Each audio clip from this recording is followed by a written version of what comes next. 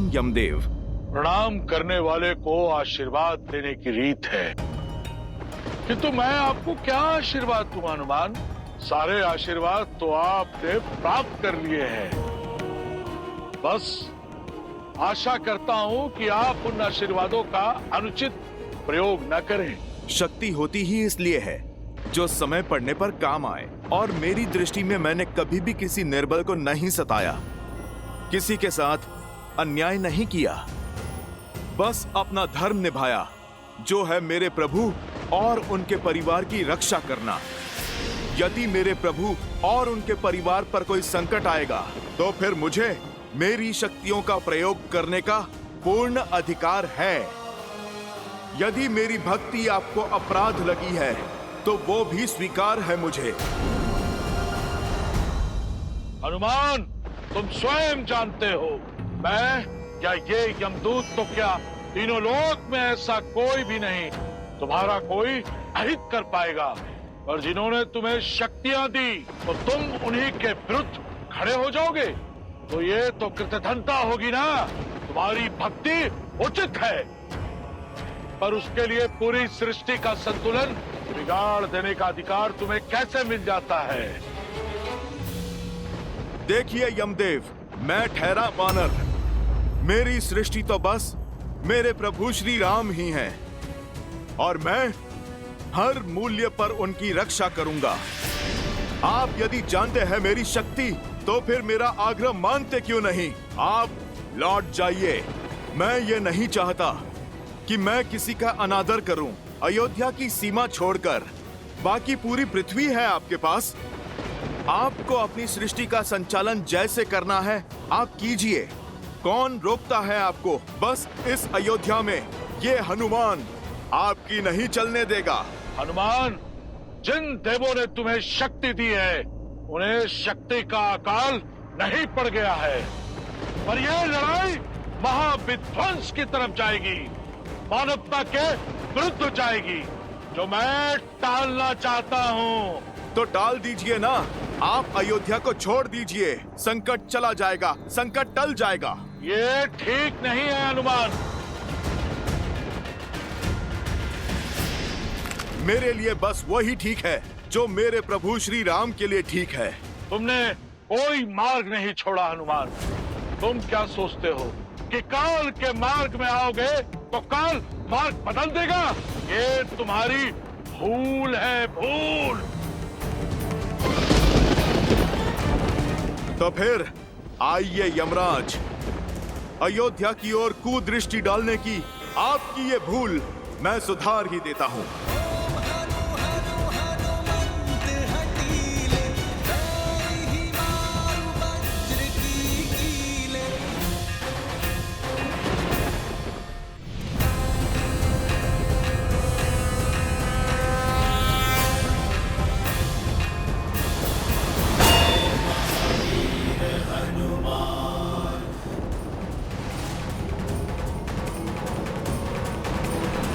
यमदेव, मेरे समक्ष प्रस्तुत हो तुरंत। ये मेरा ब्रह्मा का आदेश है। पहले यमदूत, फिर साक्षात यम का आगमन, अर्थात मेरा संदेह उचित था। इस पृथ्वी पर जो कुछ भी घटता दिख रहा है उससे अलग ही कोई योजना बना रही है नियति, जिसके विषय में मेरे भोले भाले प्रभु को भान नहीं। पर इस हनुमान के रहते कोई भी अनिष्ट नहीं होगा। जय श्री राम।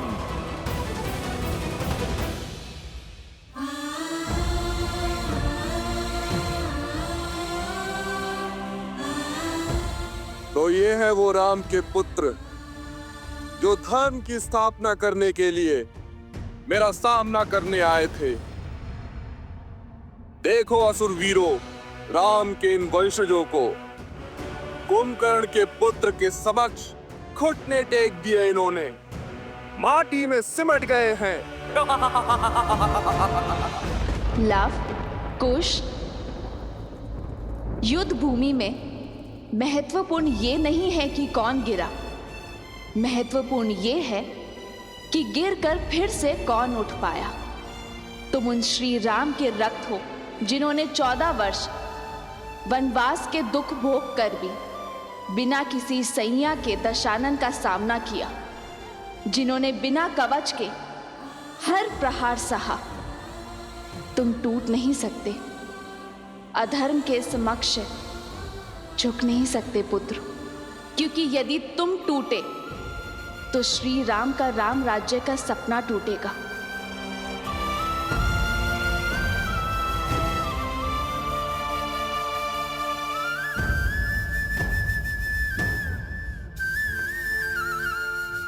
तुम झुके तो रघुकुल का सम्मान और तुम्हारी माता का अभिमान झुकेगा।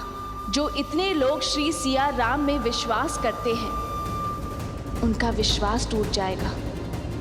उठो पुत्रों। तुम दोनों केवल रघुवंश के अंश नहीं हो, धर्म के पथिक भी हो। और ये यात्रा केवल भ्रमण नहीं, यह अध्ययन है, संसार का भी और स्वयं का भी। क्योंकि जो स्वयं पर विजय पा लेता है, उसे संसार कभी हरा नहीं सकता।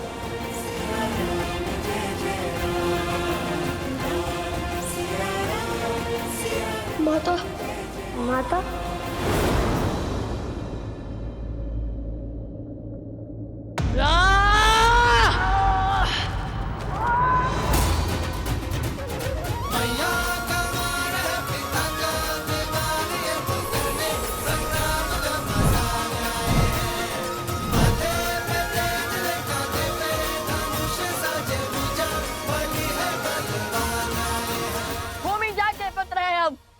भूमि शायद नहीं हुए, अपनी माता का आशीष ले रहे थे हम। आओ तो मैं भूमि के पुत्रों की शक्ति दिखाए। अब ये युद्ध तुम्हारे अंत के साथ ही समाप्त होगा। पिता का मार्ग चुना तो अंत भी वैसा ही होगा।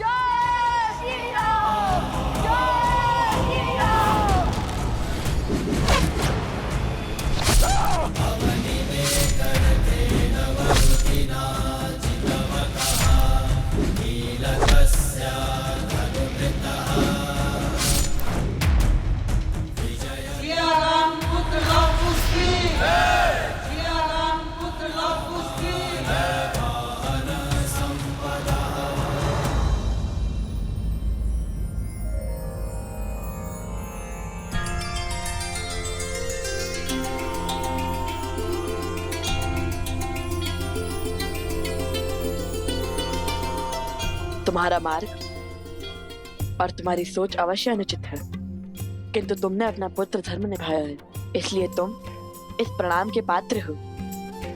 हम देवताओं से आपकी मुक्ति की प्रार्थना करते हैं, बुरे से बुरे व्यक्ति में भी। यदि अपने माता पिता के लिए आदर का ये भाव रहे तो हम उस भावना को नमन करते हैं।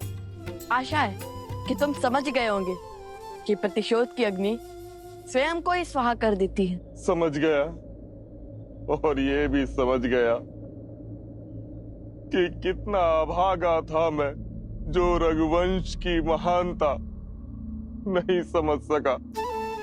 आज समझ आया कि पिता का मान उसके बुरे कर्मों का अनुसरण करके नहीं, शुभ मार्ग पर चलकर और उन्हें भी शुभ मार्ग पर लाकर होता है। संतान हो तो लव कुश जैसी, राम नाम सत्य है। भज मन राम नाम सुखदाई। आर्यवर्त का भ्रमण तो संपूर्ण हो ही गया है कुछ। अब बस शीघ्र ही पिताश्री से भेंट करने की इच्छा है भैया। हनुमान से लड़कर कोई लाभ नहीं, इससे केवल समय ही व्यर्थ होगा। तो मार्ग क्या है परमपिता? महादेव अब केवल वही है जो हम सबको मार्ग दिखा सकते हैं। ब्रह्मदेव, हम गए थे महादेव के पास, किंतु उन्होंने सारी बात श्री राम पर डाल दी। अब श्री राम तो आपके प्रिय हनुमान जी की सौगंध से बंधे हैं। इसीलिए हमें अब महादेव के पास ही जाना होगा।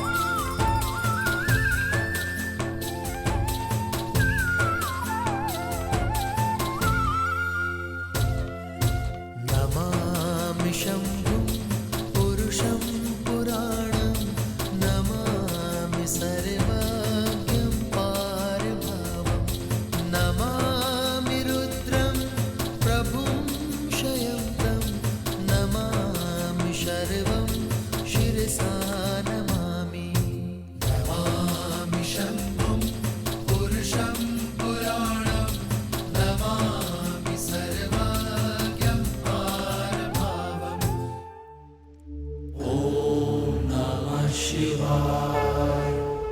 हर हर महादेव।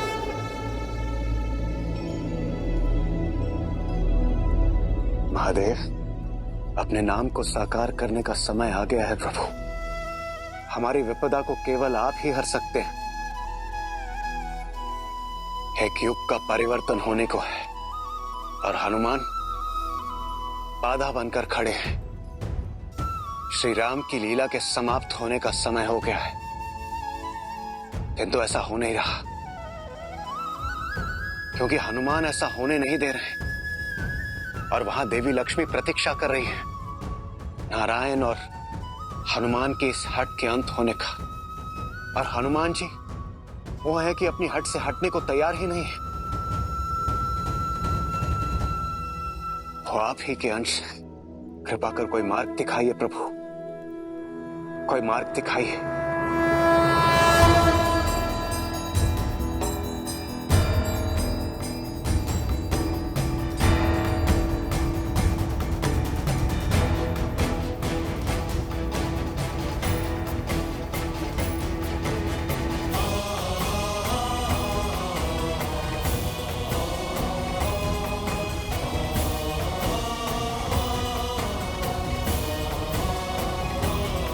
आदर्श और मर्यादा की है ये कथा महापावनम।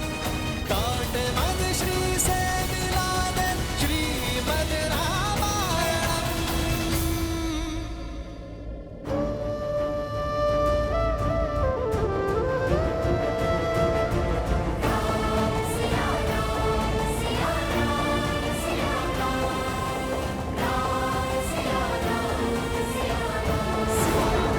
सीते,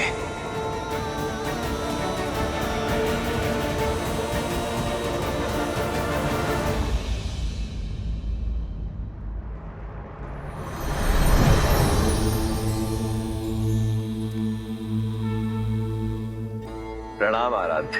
प्रणाम महादेव। आप तो अंतर्यामी हैं, सब जानते हैं, परंतु फिर भी ऐसा कुछ है जिसे आपको स्मरण कराने के लिए मेरा यहां आना आवश्यक था। शेष की शैया सज्ज है, देवी लक्ष्मी भी प्रतीक्षा में है, परंतु केवल वही नहीं है जो नारायण की प्रतीक्षा कर रही है। एक नया युग आंखें फैलाए आपकी प्रतीक्षा कर रहा है। कई नए वचन, कई सीख, कई नए कालक्रम नारायण की अगली लीला की प्रतीक्षा में है। हे नारायण, ये ब्रह्मांड आपकी अगली लीला देखने के लिए सज्ज है, परंतु ऐसा हो नहीं पा रहा। मैं जानता हूं आप स्वयं हनुमान की प्रतिज्ञा से बद्ध हैं, परंतु कोई ना कोई मार्ग तो ढूंढना ही होगा ना, जिससे हनुमान की प्रतिज्ञा भी ना टूटे और सृष्टि का चक्र भी ना रुके। ये तो सर्वविदित है कि बल, छल, बुद्धि, युक्ति और ज्ञान विज्ञान से हनुमान को हरा पाना असंभव है। हनुमान यदि हारेंगे तो अपने श्री राम से। मैं आपका संकेत समझ रहा हूं आराध्य। एक नई कहानी एक नया युग, एक नया अवतार लेने का समय आ गया है। किंतु समस्या ये है कि इस बार बाधा कोई असुर या आसुरी शक्ति नहीं, बाधा एक भक्त है। बाधा कोई छल या पाप नहीं, एक भक्त का असीम प्रेम है। महादेव, इस संसार में युगों युगों तक जब भी एक सच्चे भक्त का नाम लिया जाएगा, तब सर्वप्रथम हनुमान का नाम लिया जाएगा। जिस जिसके मन में मेरा नाम बसेगा, मेरा हनुमान उसकी रक्षा करने के लिए सच होगा। और जब जब राम का नाम लिया जाएगा, हनुमान का नाम स्वयं उसके साथ जुड़ जाएगा। राम नाम की 108 माला पूर्ण करने का पुण्य एक भक्त को केवल हनुमान का नाम लेके ही मिल जाएगा। किंतु समय आ गया है महादेव कि एक भक्त ये जाने कि भक्ति शरीर की नहीं, भाव की होती है। शरीर के मोह और बंधन से मुक्त होकर ही भक्ति का वास्तविक सोपान चढ़ा जाता है, और वही उसका उचित मार्ग है। आप निश्चिंत हो जाइए महादेव, हनुमान की बाधा शीघ्र ही दूर हो जाएगी।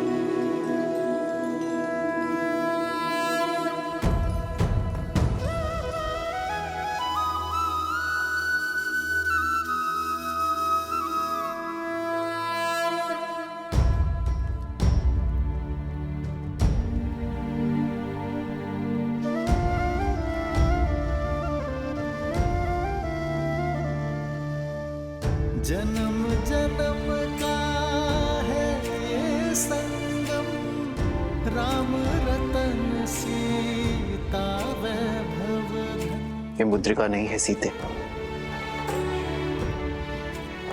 हमारे प्रेम, हमारे वियोग, हमारे मिलन और हमारे संबंध की स्मृति, और आज मुझे इसे स्वयं से पृथक करना होगा। क्षमा करना सीते, ये आवश्यक है ताकि मैं अपने हनुमान को परम सत्य के ज्ञान की यात्रा पर भेज सकूं। और हनुमान का मुझसे पृथक होना, ये तो स्वयं महादेव की आज्ञा है।